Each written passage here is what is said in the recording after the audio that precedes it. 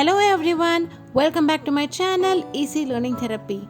In this video, let's learn simple yet interesting facts about bird flamingo. Hello everyone, I'm ready to tell about flamingo. Flamingos are large bird. They identify by a long neck, stick-like leg, curved beak, and pink feathers.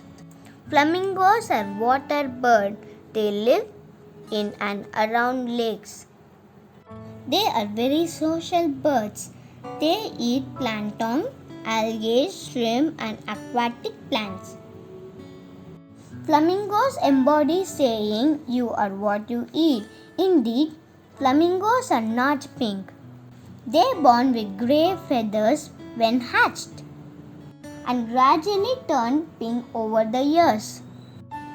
This happens due to special coloring chemicals called pigment found in algae and invertebrates that they eat.